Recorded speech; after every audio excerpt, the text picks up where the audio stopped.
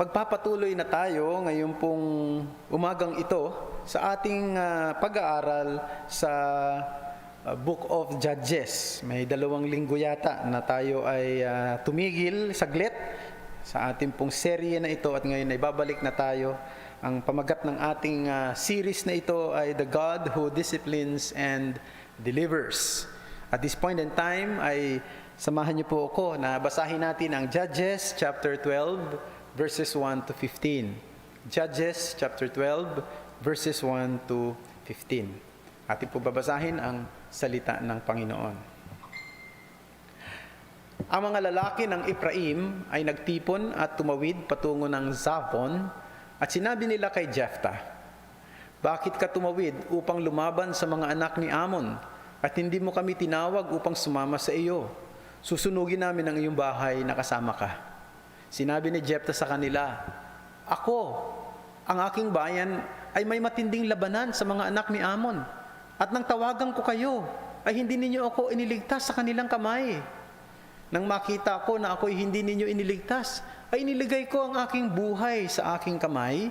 Ako'y tumawid laban sa mga anak ni Ammon at sila'y ibinigay ng Panginoon sa aking kamay. Bakit kayo umahon dito sa akin sa araw na ito upang makipaglaban sa akin?" Nang magkagayoy, tinipon ni Jephthah ang mga lalaki sa Gilead at nakipaglaban sa Ephraim. Ginapi ng mga lalaki ng Gilead ang Ephraim sapagkat kanilang sinabi, "Kayo'y mga takas sa Ephraim, kayong mga Gileadita sa gitna ng Ephraim at Manases." At sinakop ng mga Gileadita ang mga tawiran sa Jordan sa gitna ng Ephraimita. At kapag sinabi ng mga takas sa Ephraim na paraanin mo ako, ay sinasabi ng mga lalaki ng Gilead sa kanya, "Ikaw ba'y Ephraimita?" Kung kanyang sabihing hindi, ay sinasabi nga nila sa kanya, "Sabihin mo ang Shebolet." At sinabi niya, "Sebolet," sapagkat hindi niya mabigkas ito ng tama. Kaya't kanilang darakpin at papatayin siya sa mga tawiran ng Jordan. At ang napatay ng panahong iyon sa Ephraim ay 42,000.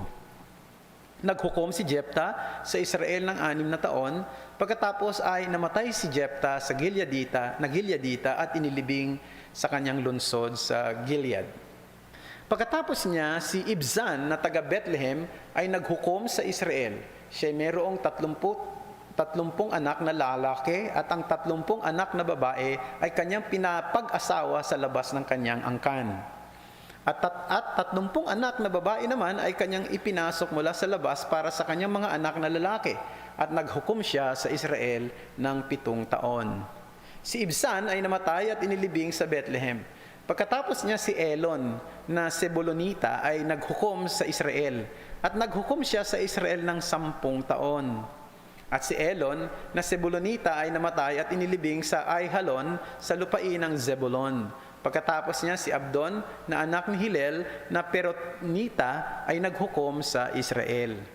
Siya ay nagkaroon ng 40 anak na lalaki at 30 apo na sumasakay sa 70 asno at siya ay naghukom sa Israel ng 8 taon. At si Abdon na anak ni Hillel na Peratonita ay namatay at inilibing sa Peraton sa lupain ng Ephraim sa lupaing maburol ng mga Amalekita. Ito po ang salita ng Panginoon. Sinasabi ng mga analyst na ang digmaan ng isang bansa sa laban sa isang bansa ang pinakamahal na klase ng digmaan. It is the costliest type of war. Pero alam niyo ba na yun namang civil war, yung digmaan sa loob mismo ng isang bansa, parehong magkababayan ay naglalaban-laban, ito naman ang the worst of them all, ang pinakamasahol na digmaan. Bakit? Well, simply because you are fighting against your own people. Now, imagine niyo po, mga kapatid, na noong nakaraang 2 digmaang pandaigdig, ang Amerika ay gumastos ng halaga sa ating modern equivalent ng $4.104 trillion. At 418,000 na mga Amerikano ang namatay sa digmaang ito. Pero alam nyo, yung American Civil War, yung mismong digmaan nila sa kanilang mismong bayan, alam nyo kung magkano lang ang ginastos? $1.4 billion. Pero ilan ang namatay? 750,000 American. Ang laki ng diferensya, di ba? Ang laki ng diferensya. At yan ang nangyayari ngayon maging sa bansang Afghanistan. Alam niyo, ang bansang Afghanistan ay isang bansang tulad din ng Pilipinas. Napakadaming tribo, napakadaming mga, kung tawagin ay ethnic groups or people groups. I think mga more than 20. Yung Pashtun, ang pinakamalaking tribo, at dito nanggaling karamihan ng mga Taliban people.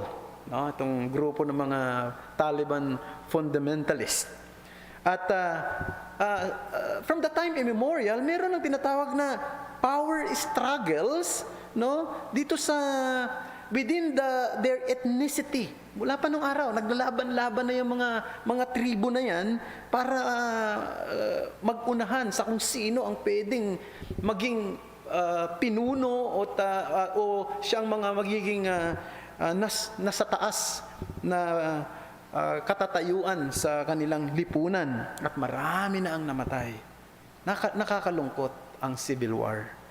Nabanggit ko yan sapagkat dito sa ating binasa ng mga talata ay siyang tatalakayin natin ngayong umaga. Makikita natin dito ang isa sa pinakamasahol na digmaan sa kasaysayan ng bayan ng Israel, sapagkat ang digmaang ito ay digmaan ng mga Israelita laban sa kapwa Israelita. At sabi nga rito, 42,000 na mga Ephraimites ang namatay sa labanang ito. At ito rin ang first recorded civil war in the Bible. At yan ay isang malungkot. No? Naglaban itong mga Ephraimites at itong mga Gileadites. Sa mga Gileadites ay isa sa mga bahagi ng tribo ni Manasseh sa ilalim ng pangunguna ni Jephthah nung panahon na yon. So, it is always sad to see this kind of event. Pero isinulat ito para sa ating instruction, para bigyan tayo ng babala. At ang mensahe na gusto kong makita natin ay ito, mula sa kabanatang ito na binasa natin sa chapter 12, pride goes before destruction, but providence works for the good of God's people. Let me underscore that. Pride goes before destruction, but providence works for the good of God's people. Yan ang ating titingnan ngayon. So, meron akong dalawang headings. Una, we will be looking at the tragedy of pride. Ang trahedya na dulot ng kayabangan o pagmamataas sa kanyang sarili. Pangalawa, titingnan natin the traces of providence. Ang mga anggulo ng providensya na pwede nating makita dito sa mga talatang ito. So, unang-una, the tragedy of pride. Ano ba ang trahedya na dulot ng ng kayabangan o ng pride o pagmamataas o pagmamalaki? Unang-una, pride breeds conflict. Pride breeds conflict. Now, napansin niyo sa nakaraan nating pag-aaral sa chapter 11 na focus yung kwento roon at yung writer sa personal episode ni Jephthah, sa buhay ni Jephthah. Pagkatapos sa chapter 12, itong binasa natin ngayon, ay finokus niya yung camera doon sa national events, sa mga nangyayari sa buong bayan ng Israel. Narito, ang mga lalaki mula sa tribo ni Ephraim ay biglang pumasok sa eksena. No? At naggalit sila. Nagpahayag sila ng galit kay Jephthah. Bakit hindi sila isinama doon sa kanyang pakikipagdigma laban sa mga Amonita? Marahil natatandaan pa ninyo na ito ring mga Ephraimitan ito ang siyang lumapit na galit din sa panahon naman ni Gideon sa chapter 8, matapos na si Gideon ay matagumpay na natalo ang mga Midianita, ay pumunta ang mga Ephraimites at sinabi, bakit hindi mo kami sinama sa labang ito? Nakita mo? Nakita nyo? Siguro, magkaiba nga lang naging approach sapagkat si Gideon, ang ginawa niya, pinalubag niya yung loob ng mga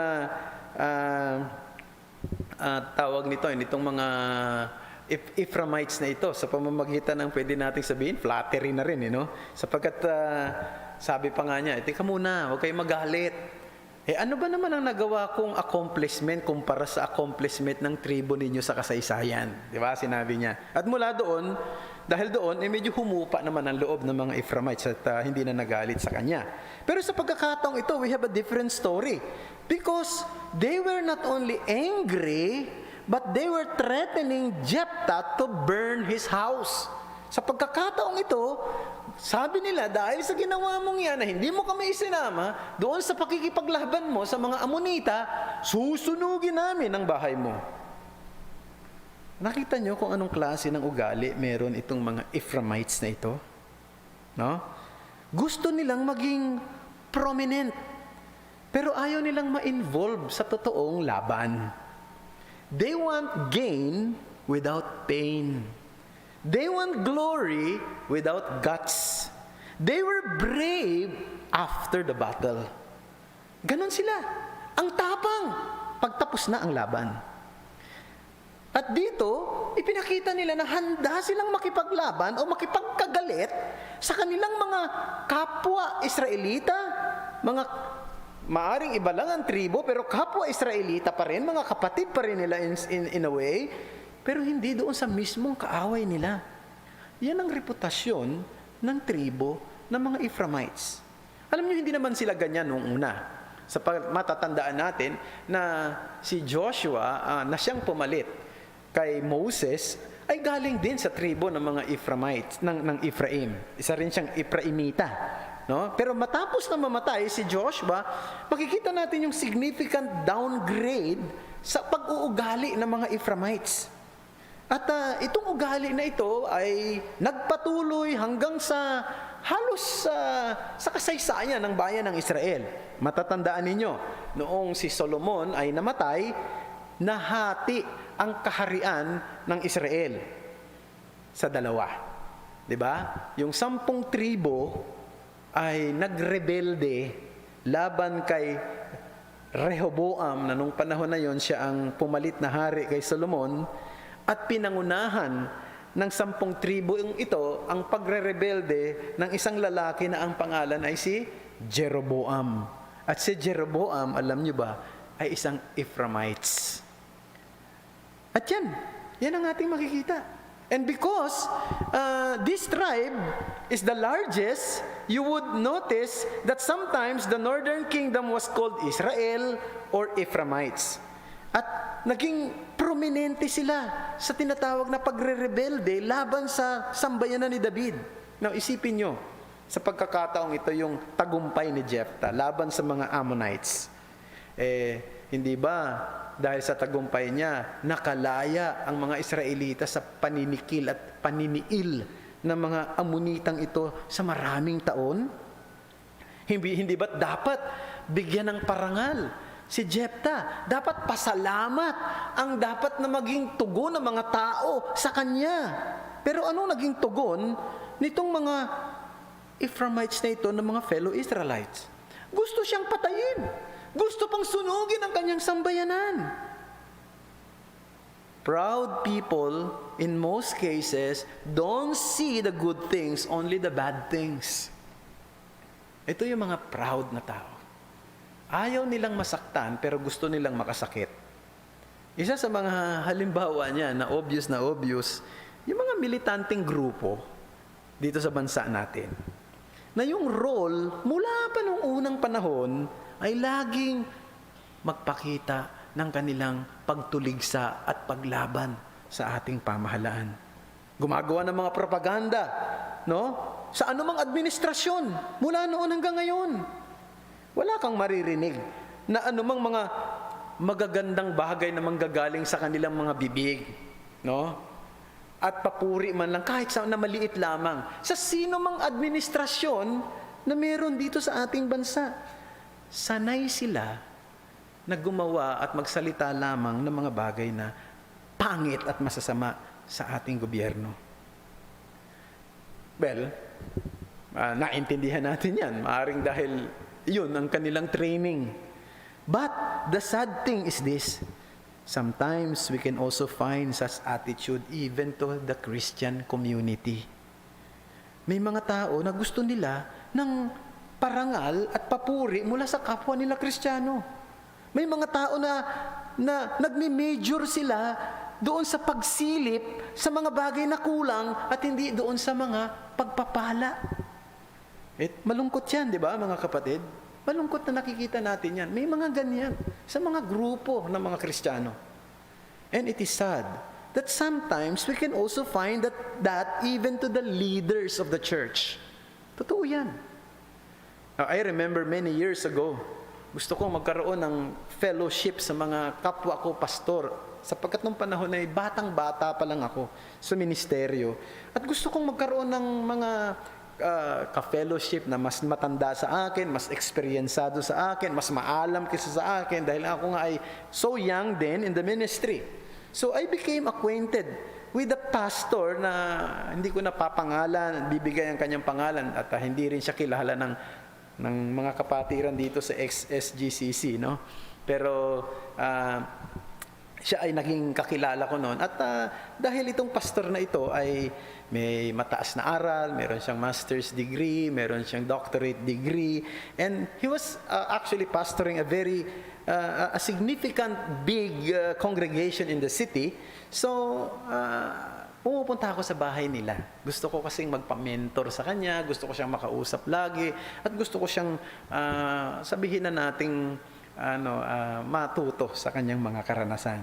Pero ang isang bagay na napansin ko sa tuwing kami magkikwentuhan at pagdadalaw ako sa bahay nila, wala siyang sasabihin sa akin kundi yung mga pagkukulang ng kanyang church o yung mga pagpapabaya ng mga kapatiran sa kanya. At yung mga maging yung kanyang mga nakasamang mga co-workers ay hindi binibigay yung mga karampatan na honor o pagtulong sa kanya at pagsuporta sa kanya. Now, to be honest, medyo na-discourage ako. Nung panahon na yun, ay ganun pala sa ministry. Pero salamat sa Diyos sapagkat nakakilala ako ng mga mabubuting kaibigan sa larangan ng paglilingkod na siyang nagsilbing encouragement sa akin na magpatuloy sa paglilingkod sa Panginoon. And brethren, itong gusto kong sabihin sa bawat isa sa atin. Let us not be lover of conflict, but lover of peace. Proud people breeds conflict. But dapat tayo mga Christians, we should be lover of peace, not conflict. Sana i-apply natin yung sinasabi sa 1 Peter chapter 4 verse 8. Love covers the multitudes of sins. Ang pag-ibig ay tumatakip sa napakadaming pagkakamali. So yan ang unang katangian at trahedya ng pagiging isang proud. Pero mayroon pang pangalawa, no? Una, pride breeds conflict. Pangalawa, pride belittles compatriot. Pride belittles compatriot. Now, tingnan natin itong mga Ephraimites na ito. Yung sinabi nila kay Jephthah at sa mga Gileadita. Sa verse 4b, mababasa natin. Sabi, kayo'y mga takas sa Ephraim. Kayo'y mga Gileadita sa gitna ng Ephraim at ng Manases. Alam niyo yung mga salitang yan? Mga salita na panliliit, no? Mga belittling their fellow Israelites. Parang they were as if saying, who cares kung kayo ay nagtagumpay sa mga kalaban ng Israel na mga Amonita? Who cares? Kayo naman ay mga bababang klase ng tao. Kayo naman ay mga fugitive, no? Dito sa bayang ito, kayo naman ang pinakamababang klase ng mga Israelita. Parang ganun ang gusto nilang sabihin. Mga nobody naman kayo eh. Parang tingin, so ibig sabihin, ang tingin ng mga Ephraimites sa kanilang sarili, sila yung mga somebody, while the Gileadites are nobody. Now, tingnan natin yung naging tugon ni Jephthah rito sa verses 2 to 3, no? Hindi ko na babasahin, pero dito may naging tugon siya rito, no? Kung natatandaan niyo, sinabi niya, hindi naman totoo na hindi ako humingi ng tulong sa inyo eh. Ang totoo, humingi ako ng tulong. No, nag-cross ako sa heart of the land, recruiting people to join us in battle against the Ammonites, and nobody responded. So anong ginawa namin? We just did it ourselves. At ang sabi niya, and the Lord gave them into my hands. At ibinigay ng Panginoon ang mga kalabang ito sa aking mga kamay. Parang sinasabi niya, ang totoo, hindi naman ako ang siyang tumalo sa mga kalabang ko, sa mga Ammonita. No? Hindi naman ang mga Gileadites na mga katribo ko ang tumalo sa kanila, sa mga kaaway, kundi ang Panginoon. Kaya ang karangalan ay para sa Panginoon. Dapat niyong isipin yun. Pero alam nyo, imbis na i-consider ng mga Ephraimites yung magandang explanation ni Jephthah, lalo pa ngang, anong ginawa nila? Hinamak siya. No? Niliit siya. Now, somebody said, pride is one form of insanity. Bakit? Kasi ang isang taong mataas ang tingin sa sarili, proud, hindi ito madalas nakikinig sa paliwanag. No? It does not respond to reason. Proud people are not happy with the good things that happening to others. Kapag may naririnig silang magandang bagay na ginawa ang iba, hindi sila masaya. Ganyan ang mga taong proud.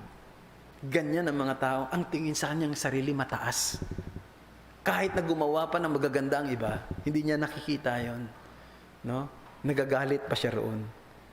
Hindi tayo dapat maging ganyan, mga kapatid. Dapat masaya tayo sa mga magagandang bagay na nagagawa ng ating mga kapatiran. Sa iglesia o maging sa ibang sa ating community, sa Christian community. At dapat malungkot tayo kapag sila ay nasa deep trouble. Yan ang ugali ng isang Kristiyano. Hindi katulad ng mga taong matataas ang tingin sa kanilang sarili. So yun ang pangalawa. So pride breeds conflict. Pride belittles compatriot. But number 3, pride brings calamity. Pride brings calamity. The threats, the insults, and abusive words that Ephraimites threw to Jephthah and the people of Gilead was like a small fire that brings conflagration. Na parang maliit na apoy na gumawa ng isang malaking sunog sa kagubatan. Bakit? Sabi kasi sa Proverbs 15:1 a soft answer turns away wrath, but a harsh word stirs up anger. Ang salitang marahas ay nagbubunsod ng galit. Now, maaaring pwede kong sabihin, mga kapatid, na mali si Jephthah, na hindi siya naging mapagpasensyoso sa mga Ephraimita. Pero tandaan nyo, papatayin na siya ng mga Ephraimites, susunugin ang kanyang bahay, no? Parang medyo kulang siya sa pasensya nung pagkakataong ito. Pero ito rin ang isang bagay na totoo. Pride brings judgment and calamity. Ang kayabangan, ang pagiging hambog ay nagdadala ng paghatol at kasawian. At yan ang pinayagan ng Diyos na mangyari sa pagkakataong ito. Now, wala tayong detalye rito kung paano nagsimula yung laban ng mga Gileadites sa mga Ephraimites. Pero kung titingnan natin yung flow of the story, ang nagpasimula ng lahat ay ang mga Ephraimites. At dito makikita natin na naging dumipensa lamang si Jephthah at ang mga Gileadites sa hamon at sa banta at sa mismong pananakit na gagawin sa kanya ng mga Ephraimites na ito. Pero alam natin kung ano nangyari, di ba? Di ba itong mga Ephraimites na ito, ang titindi ng mga sinasabi nilang salita, ang kinukonsider nila na si Jephthah, itong mga Gileadites, sila daw ay mga, kung tawagin ay taakas, mga fugitives ng Manasseh at Ephraimites. Yon, nagkaroon ng digmaan. Malungkot yan, civil war. And natalo ng puwersa ng mga ni Jephthah, ng mga Gileadites, ang tribo ni Ephraim. At isa sa mga strategy na ginawa nila o dinevise nila rito, kung napansin nyo, noong kanilang sakupin. No? Kasi ang nangyari, nasakop nila yung fords, no? Yung fords ng Jordan River. Yung ford, ito yung parang tawiran sa Jordan. May mga, siguro may, doon sa ilog, mayroong mababaw na bahagi ro na doon tumatawid ang mga tao sa kabilang bahagi ng Jordan. No? Tumatawid sila roon at doon sa kabilang bahagi ng Jordan, nandoon ng maraming mga iba't ibang tribo, no, para malaman ng mga Gileadites na yung tumatawid ay isang Ephraimita o hindi Ephraimita. Meron silang ginawang device kung doon kung mapapansin niyo, di ba? Sila pa itatawid at sasabihin, ikaw ba ay galing sa tribo ni Ephraim? Pag sinabing hindi, sige, bigkasin mo ang salitang Shebolet. Yung mga mga tribo ni Ephraim, hindi nila nabibigkas ng tama yung salitang Shebolet. No? At alam niyo bang ibig sabihin ng Shebolet? It means a flowing stream, a flowing stream. Pero alam niyo, itong salitang ito, naging kabahagi na ito ng English language, no? Na ang ibig sabihin, words, expression, ideas, or beliefs used by the insider to detect the outsiders. So, ginagamit na yan ngayon sa English. Pero alam nyo, parang ganito yan Malalaman natin ang tao, di ba, kahit na dito sa ating bansa, malalaman natin kung yung tao ay Cebuano, Ilonggo, Kapampangan, o Ilocano, di ba? Saan? Sa kanyang accent, sa kanyang pananalita. So, paano niya binibigkas yung salita? No? Paano bigkasin ng mga Cebuano yung tricycle? Paano bigkasin yung salitang bicycle? Ganyan ba? Di ba? Yung halimbawa, yung mga Kapampangan, no? Di ba, yung salita na merong H, inaalisan nila ng H. Yung mga salita namang merong H, nilalagyan nila ng H. Medyo iba sila, no? Halimbawa, pag sinabing alay. Pag binigkas yan ng mga Kapampangan, halay. Iba nang ibig sabihin, no? Ako'y may alay sa iyo. Tapos pag sinabi ng Kapampangan, ako'y may halay sa iyo. Iba nang ibig sabihin na. So parang ganito nangyari. So mga taga-Ephraimita, iba talaga ang kanilang accent. No? Sa lahat naman halos ng bansa, merong ganyan No, pag kahit pumunta kayo sa ibang bansa, sa Amerika, no, may bahagi, may mga, sabi nila, mga taga-Boston, nawawala yun daw yung kanilang R. Where do you park the car? Ganun daw yan sila. No? Kaya ibig sabihin, ganun talaga, may kanya-kanyang accent, may kanya-kanyang bigkas At hindi ito basta-basta nababago. Na it would take siguro time para mabago yung accent na yan. Dito, itong mga tumatawid doon sa tawiran, sa ilog ng Jordan, pag sinabing, ikaw ba ay isang Ephraimita? Pag sinabing hindi, bigkasin mo ang Shebolet. Pag ang bigkas niya ay Sibolet, ibig sabihin, Ephraimita siya at siya'y papatayin. At sabi rito, 42,000 Ephraimites were killed in the battle. Now, katulad ng sinabi ko, maaring mali si Jephthah sa pag-i-engage sa isang painful civil war. But the truth remains. God opposes the proud, but He gives grace to the humble. Ang Diyos, galit talaga siya sa mga taong hambog. At sa panahon ng Diyos, ito mga taong ganito, na binabaliwala siya, mataas ang tingin sa sarili, sa tingin nila, kaya nilang iligtas ang kanilang sarili.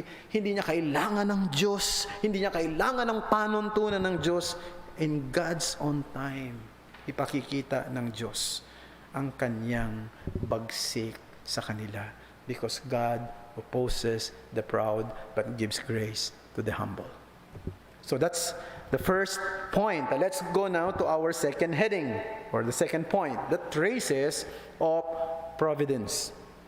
Now, in this chapter, verses 8 to 15, kung titingnan mo itong verses 8 to 15, parang unimportant na bigyan pa natin ito ng konsiderasyon ngayon, ano? Para bang wala ka namang masyadong makukuhang mahalagang detalye rito, pero bahagi ito ng salita ng Diyos, and I believe na meron din tayong matutunan mula rito sa section na ito ng salita ng Diyos, sapagkat dito ay makikita natin ang mga bahid ng probidensya ng Diyos. We can see that the providence of God. Sa papaanong paraan? Meron tatlong bagay. Unang-una, makikita natin dito. Siya nga pala, bago yon, gusto ko munang i-define ano ba yung ibig sabihin ng providence, no? Para doon sa iba na maaaring ngayon nyo lang narinig yung salitang providence. Ibig sabihin lang ng providence ay ang pagsasaayos ng Diyos ng mga bagay na maliliit at malalaki, na mga bagay na masasaya at malulungkot, mga bagay na talagang nagbibigay ng kagalakan sa iyo at nagbibigay ng kahapisan sa iyo para sa kaluwalhatian ng kanyang pangalan at para sa kabutihan ng kanyang mga tao. Yan ang ibig sabihin ng providence. Paano natin makikita ang ilan sa mga traces ng providence dito? Unang-una, yung tinawag kong the selectivity of God's Word. The selectivity of God's Word. Meron tatlong mga hukom na binanggit dito na naging successor naging successor ni Jephthah. Pagkatapos na namatay si Jephthah, merong sumunod na tatlo ng mga hukom. Ang pangalan ay si Ibzan, Elon, at Abdon. Pero wala tayong magbabasang anumang detalye sa kanila. Walang binanggit dito na mga matitinding nagawa sila, no? Kung paano sila tinawag ng Diyos at kung paano nila penerform ang kanilang tungkulin bilang mga hukom ng bayan ng Israel. Now, hindi ibig sabihin na walang kwento na pwedeng sabihin patungkol sa kanila. Nagpasya lamang ang Diyos na hindi nabanggitin ang mga detalye patungkol sa kanila. Alam niyo ba ang itinuturo nito sa atin? Ang Biblia kasi ay God-centered and not man-centered. Ang Bible, nakasentro siya sa Diyos, hindi sa tao. Sa providensya ng Diyos, nagpapasya siya na yung camera minsan ay kanyang i-focus sa isang personalidad. At mas marami ang binabanggit patungkol sa kanya. Tulad ni David, no? At dito sa book of Judges, tulad ni Gideon, tulad ni Samson, ano? At ng marami pang iba. Pero may mga pagkakataon na hindi nakafocus yung camera, kundi dumaan lang ng mabilis yung camera. Parang snapshot lang. Ganun talaga ang makikita natin, because the main purpose of the Bible is not on man's life, but on God's action. Ini-encourage tayo ng salita ng Diyos to behold our God. To behold our God. And not to behold Jephthah. Not to behold David. Not to behold Paul. But to behold our God. And I hope na ganyan ang nagiging epekto sa inyo sa pagbabasa ninyo ng salita ng Diyos. Iba't iba ang mga forma o genre ng pagsusulat sa Biblia. Yung Biblia ay isinulat sa pakwento o yung narrative o propesiya o prophetic, merong patula, yung poetic, merong mga direct teaching o didactic, no? Pero ang hamon sa atin, sa bawat binabasa natin, ay patuloy nating hangaan kung sino ang Diyos at patuloy nating maintindihan ang pagkilos ng Diyos sa kanyang probidensya. Yan ang tinuturo sa atin ng Biblia. So yan ang una, the selectivity of God's Word. Pero meron pang pangalawa, the disparity of God's dealings. The disparity of God's dealings. Now, mapapansin niyo na si Jephthah, binanggit yan, di ba, sa chapter 11, si Jephthah ay meron lang nag-iisang anak na babae. At yung nag-iisang anak niyang babae, inalay niya pa sa Panginoon, kaya ito ay nanatiling walang asawa hanggang sa kanyang kamatayan. Samantalang itong si Ibzan, no? Na sumunod sa kanya na maging hukom. Sabi rito, meron siyang 30 anak na lalaki at 30 anak na babae at lahat sila ay nagkaroon ng asawa. Tapos si Abdon ay merong 40 anak na lalaki at 30 apo o grandsons. Nakikita niyo ba yung disparity ng God's dealing? No? Yung isa na nga lang ang anak, hindi pa nagkaroon ng asawa. At hindi nagkaroon ng lahi manggagaling kay Jephthah. Samantalang ito, ang dami, 60 at lahat nagkaasawa. Now, makikita natin, maging sa pagkilos ng Diyos, sa buhay natin, iba-iba talaga eh. May isang pamilya, pinagpaala ng Diyos ng mga talentado, no? Talented na lang. No? Talented na mga anak, no? Mga gifted na mga anak, mga matatalino na mga anak. Merong isang pamilya, binigyan siya ng mga anak na may kapansanan. May kilala akong ganyan. Lingkod ng Diyos. Ang mga anak niya may mga kapansanan. Pinanganak na may kapansanan. Mga autistics or may mga special na mga bata. Nakikita ba natin yan? No? May mga tao na pinagpala ng mahabang buhay, samantalang merong iba, halos konti lamang ang panahon ng buhay niya rito sa mundo. At kayo din, makikita natin sa Bible may mga ganyan. At marami pa akong pwedeng banggitin. Kulang lang talagang oras natin. Pero isa sa mga maaalala lang natin ito. Di ba noong panahon, sa Acts chapter 12, mababasa nyo, si Haring Herodes ay talagang nagpakita na ng kanyang bangis laban sa mga Kristiyano ng panahon na yon. At ano mong ginawa niya? Pinakulong niya si Apostol Pedro. At itong si Apostol Pedro ay sa mahimalang paraan nakalabas ng kulungan. Hindi nga niya namalaya na nakalabas na siya eh. No? Habang nagpipray yung church para sa kanya. Pero, yung isa pang apostol na ang pangalan ay si Santiago, pinapugutan ng ulo, no, ni Herodes. Napansin niyo ba yun? Bakit hinayaan ng Diyos na si Santiago ay mapahamak sa kamay ni Herodes, samantalang si Pedro ay ma-enjoy niya yung himala. Yung himala ng Diyos.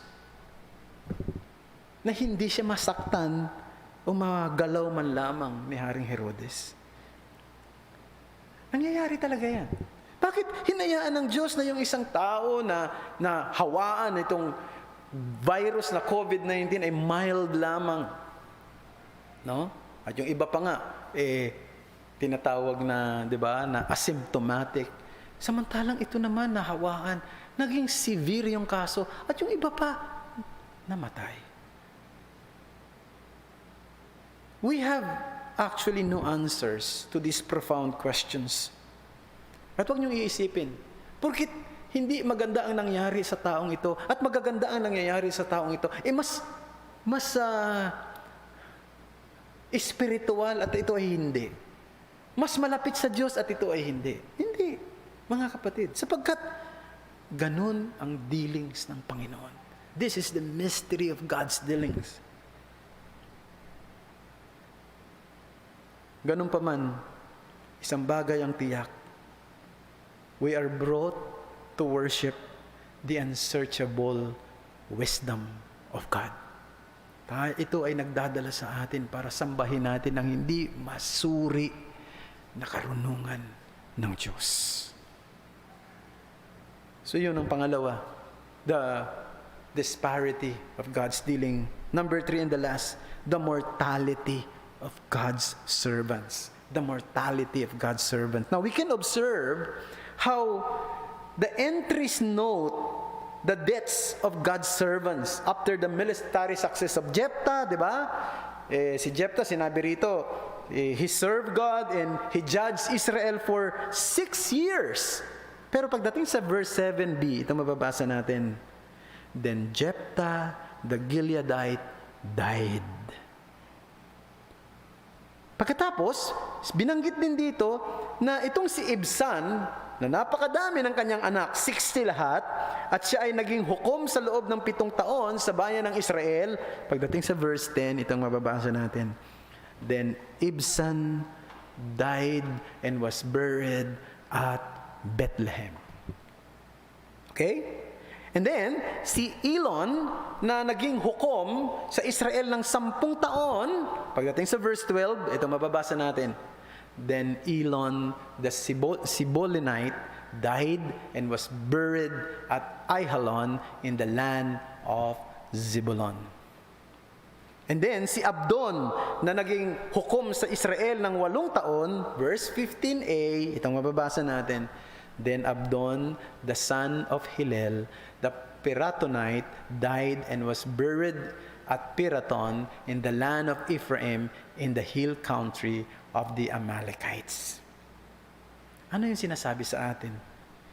Pinapakita dito sa atin, no matter who you are, whether you have a big name or a small name in the arena of life, whether you are rich or poor, whether you are a Christian with big responsibility in the church or just an ordinary Christian who is faithful in the simple task that God has entrusted to you, you are not a unique individual because you will also die.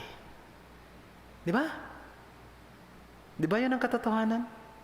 May taong naging makapangyarihan, may pangalan. Isang taong halos hindi kilala, pareho ring namamatay.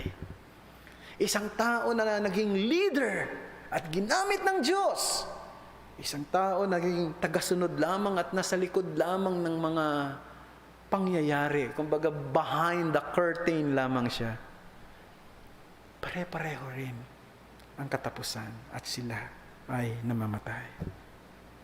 Ito ay paalala sa atin na ang ating panahon at kung gaano tayo katagal maglilingkod sa Diyos at yung klase at kalidad na pwede nating maiambag sa pagpapalaganap ng Kanyang kaharian, yung mga pressures, yung mga intensity ng mga challenges na haharapin natin sa buhay na ito, ang Diyos ang nagdedetermine ng lahat ng yan. All of them are determined by the Lord. Maikli lamang talaga ang buhay. Kahit na kayo mga bata na naririto nakikinig sa akin, kayo mga kabataan, na sa tingin ninyo malakas pa kayo, malulusog pa kayo, itong gusto kong sabihin sa inyo, maikli lang ang buhay. Mabilis lang. Bukas makalawa, matanda ka na rin. Bukas makalawa, mahina na rin ang katawan mo. Bukas makalawa, haharap ka na rin sa kamatayan. Kaya nga, dapat, wag na nating bigyang pansin ng mga bagay na walang kabuluhan. Wag na nating ituon ang ating isip dun sa mga bagay na panandalian lamang. Spend your remaining time in seeking first the kingdom of God and His righteousness. Gamitin mo ang mga natitirang panahon sa buhay mo na hanapin ang kaharian ng Diyos at ang Kanyang katuwiran. Sapagkat gusto kong sabihin, ito lamang ang mga bagay na ibibilang doon sa kawalang hanggan, doon sa kalwalhatian. Pero bago tayo magtapos ngayong umagang ito, gusto kong ipaalala sa bawat isa sa atin, no? Ang mga dakilang lalaki at mga dakilang babae ay namamatay. No? Ang mga ordinaryong lalaki at mga ordinaryong babae ay namamatay. Ikaw ay mamamatay. Ako ay mamamatay. Lahat tayo darating sa kamatayan. Pero merong isang tao na namatay. Pero pagkatapos ng 3 araw, siya'y nabuhay. Nagtagumpay sa kamatayan. Siya ang ating Panginoong Jesucristo. Kung ipagkakatiwala mo ang iyong sarili sa Kanya, na siyang tanging tagapagligtas mo, na siyang tanging Panginoon ng buhay mo, hindi lang kaligtasan ng kaluluwa mo ang siyang igagarantiyang ibibigay sa iyo, kundi maging ang tagumpay doon sa kamatayan sa huling araw, sapagkat ikaw ay may kaugnayan sa Kanya na namatay, ngunit nagtagumpay sa kamatayan at hindi na muling mamamatay. Pag-isipan mo yung maigi para sa iyong sarili at ito'y napakahalaga ngayon. Sana lalo nating nakita ang kagandahan at ang kaningningan, ang katingkaran ng katangian ng Diyos. Manalangin tayo. Panginoong Diyos, salamat po sa mga salita mong ito na amin pong napagbulay-bulayan sa umagang ito. Sana po'y isulat mo ang mga katotohanan ito sa puso namin. At dalangin namin, sana'y tulungan mo kami na malabanan ang kayabangan, ang pagmamataas, ang kahambugan, sapagkat galit ka sa mga ganitong tao na may ganitong klase ng pag-uugali. At magtiwala kami sa iyo lagi na anuman ang nangyayari sa buhay namin, na hawak mo kami, ang iyong probidensya ay laging sa huli ay makakabuti sa iyong mga tao. Marami pong salamat muli, O Diyos. Purihin ang iyong pangalan. Ito ang aming dalangin sa ngalan ni Jesus. Amen.